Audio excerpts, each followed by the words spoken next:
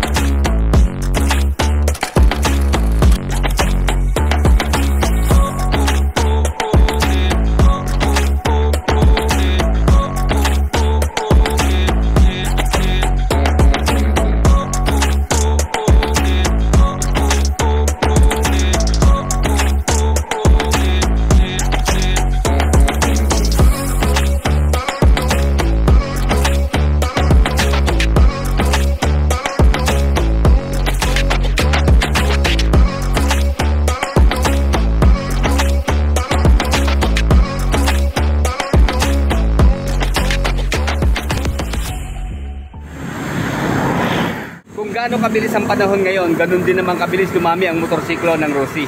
At hindi lang basta sila nagpaparami ng motorsiklo, syempre ina-upgrade at nagle-level up na rin sila, kagaya po nitong si Rosy Flame 150X. At syempre hindi lang basta sa looks, pati sa kanyang mga specifications, upgraded na rin. Marami pong variant ito. Unang-una yung kanilang nilabas na siguro mga 2 to 3 years ago, yung Rosy Flame 150i, yun po yung kauna-unang labas ng Flame na naka FI na, fuel injected. And then sinundan siya, the following year nagkaroon na rin siya ng carb type. Then ito na nga po, nagkaroon na rin sila ng Rosy Flame 150X na naka 6 speed na. At hindi pa rin natatapos ang Rosy Flame 150X, nagkaroon din sila ng special edition. Ito nga pong nasa harap natin. Tatlong kulay po ang pagpipilian natin. Ito pong nasa harap natin, ito po yung silver na combine po sa luminous green na decals. Meron din po siyang kulay cyan blue na combine din po sa orange na decals. At saka yung kulay white naman, orange na decals din po siya combine. Nga pala, magpapasalamat po tayo at isa-shoutout na rin si Noxy Vlog. Pinahiram po tayo niya ng mga pictures, kaya support po natin siya through subscribing and following yung kanyang channel. Swerte tayo mga ka-riders, kahit nag-upgrade na sila, nagkaroon na ng special edition, ganun pa rin po ang kanyang price. Ngayong May 15, 2025, 75,000 pa rin po ang kanyang cash price. Wala lang po dito mga riders, 4,000 pa rin yung kanyang down payment. And then sa kanya pong monthly installment sa 3 taon, 3,400. Sa 2 taon po, 4,540. At sa 1 taon naman po ay 7,955. And then ayan, 300 pesos po ang kanyang rebate. Alam nyo, sa specs naman niya, sulit na rin talaga eh. Kaya no problem na hindi siya ma-upgrade sa specs. Okay na yung sa looks na lang, kagaya dito nga po sa kanyang kulay at saka sa kanyang mga decals. Hindi na po tayo masyado magpo-focus sa kanyang specifications at kilala na naman natin si Rosy Flame 150X. Siya nga po ay naka 4 valve na, syempre 4 stroke, single cylinder.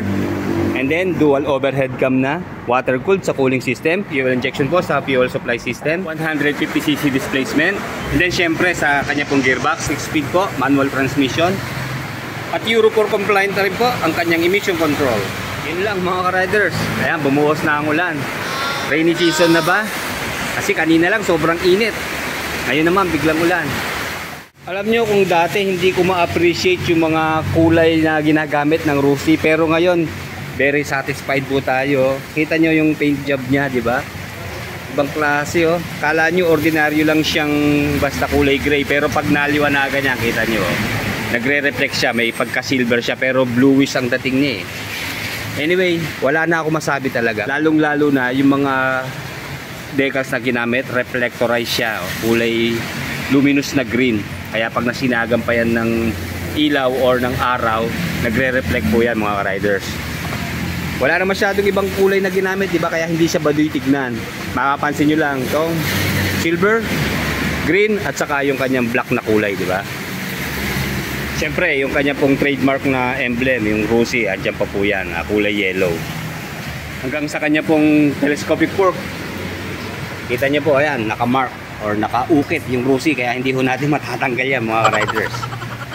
At maganda naman siya kasi silver siya, oh. Pag nasinagan din ito ng liwanag, para na rin yung umiilaw. Then ito maganda, ayan, tinerno yung kulay ng Rosy, diba? Kulay black na rin siya. Sana ginawa na rin chrome or yung hologram para mas bumagay, di ba? Pero okay na yan kaysa sa yellow, di ba? Okay, break muna tayo mga riders. Talagang galit na galit ang ulan. Ewan ko lang kung okay pa yung audio natin, ha? Okay, dito lang nga, meron lang akong konting suggestion. Alam nyo, ang dami kong nalalaman eh. Siguro mag-a-apply na ako sa Rossi. Sana ito, di ba? Mas okay sana kung ginawa na siyang emblem, di ba? Na naka-chrome kaysa sa decals. Pero anyway, ano lang naman to, decals lang, mabilis tanggalin. Ang suggestion ko lang naman, sana katulad dito, oh. Diba? Naka-hologram na siya. Para basang-basa. Pero syempre, suggestion ko lang naman yun. Ako lang yun. Hindi naman tayo pwede masunod. And then isa pang binago, mga ka-riders ha. Correct nyo lang po kung mali ako ha. Kasi ito, napansin ko, parang naging kulay bronze na yung kanyang mag wheels. Di ba? Bumagay naman. Ganda. Pati yung design ng kanyang mags. Para na rin siyang spider web, di ba? And then ganun pa rin po yung gulong na ginamit. Chaoyang tire. Tubeless na po yan. May size po ulit na 70 by 90 by 17. Wala na rin pong binago sa kanyang front brake. Naka single disc na medyo malaki ang size, na flower shape siya. And then dual piston caliper. Wala po siyang combi brake system, mga riders ha. Dito naman po sa kanyang rear brake, naka single disc din po siya na meron pong single piston caliper. Naka centered monoshock po sa kanyang rear suspension. Okay, ayan yung kulay red na coil spring. Medyo tago lang siya, mga riders ha. 110 by 70 by 70 naman po ang sukat ng gulong dito sa rear. And then of course, 6-speed manual transmission po ang Rossi Flame 150X with 1 down 5 up na gear shift pattern. And then 1.3 liters na engine oil capacity. At ang maganda rito, meron siyang window dito. Mamomonitor natin yung condition ng ating langis. And then rubberized na footrest. At kulay black naman po sa kanyang brake pedal. And then aluminum na footrest dito po sa ating back rider. Stainless po yung kanyang heat guard dito sa kanyang stock na muffler. Naka dual canister tube po ang kanyang stock na muffler. Then may protection naman na bakal na heat guard dito sa elbow. And then sa lighting system, syempre all LED na siya. Unique din naman yung kanyang design, di ba? Para siya ritong mukha ng isang robot. Meron siyang letter Y na DRL. And then ang turning signals niya, eto parang mata, di ba? And then yung kanyang main headlight, ayan po yung kanyang high beam low beam sign. Kung meron naman yung kanyang taillight, patusok siya. At syempre, all LED sa kanyang flexible na turning signals. Nakabukod na. And then sa kanya pong stoplight, taillight, para siya ritong merong sunray, di ba? Yung sinag, yung ganda ng kanyang formation. And then wala rin pong binago sa kanyang instrument panel. Ganun pa rin naman po. Ayan, full digital po siya. Medyo maliit lang yung screen niya. Well, tama-tama naman yung maliit lang screen. Lalo't lagi tayong naka-high speed sa ganito klaseng underbow na motorsiklo. Hindi siya aagaw ng focus sa ating pag-drive. Okay, ganun pa rin sa kanya po mga switches and button. Dito po sa left side ng kanya mga switches, nandito po yung switch ng DRL, headlight, and then switch off. Kulay red po na button, high beam, low beam sign, turning signals, then off sa gitna, horn. Dito naman po sa kabila, nagsosodo lang yung kanyang push button na electric starter. And then tamang-tama sa singitan, mga riders, yung kaayos ng kanyang naked handlebar, yan, siyempre adjustable po yan. Makitid lang siya kahit meron siyang bar end na kasama. Tama-tama sa singitan.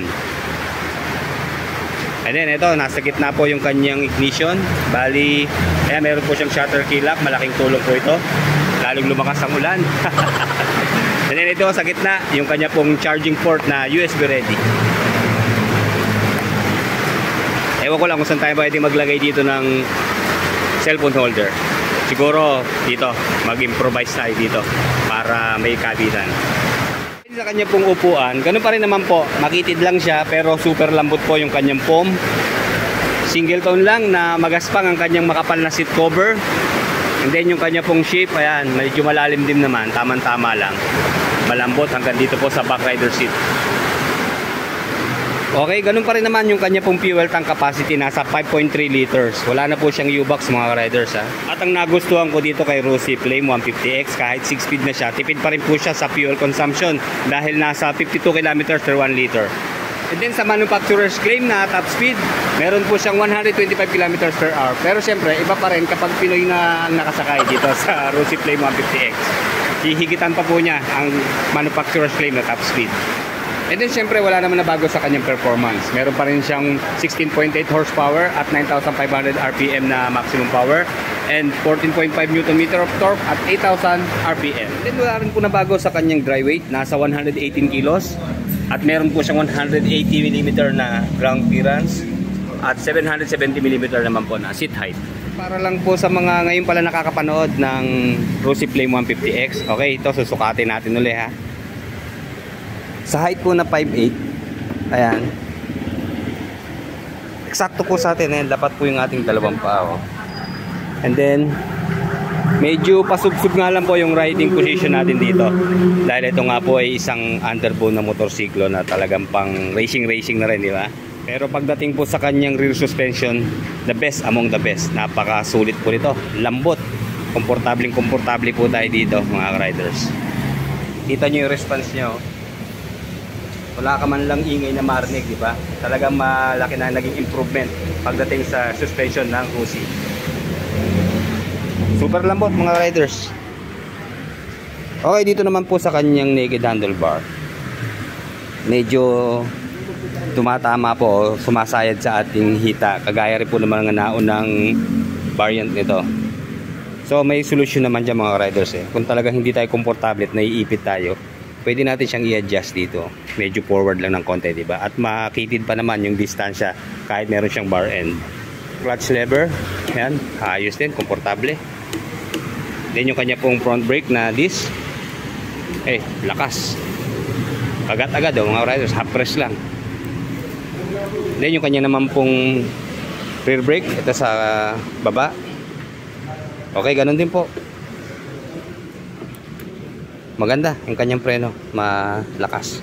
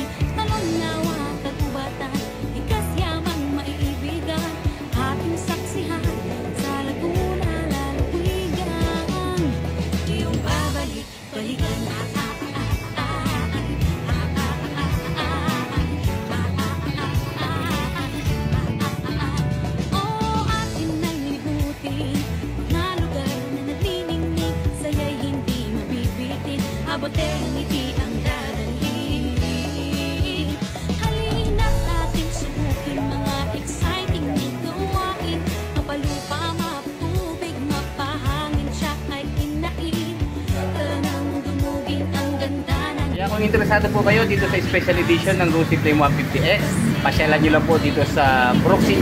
Bali National Highway lang po siya, madali siya makita ng Barangay Maahas, Los Baños, Laguna.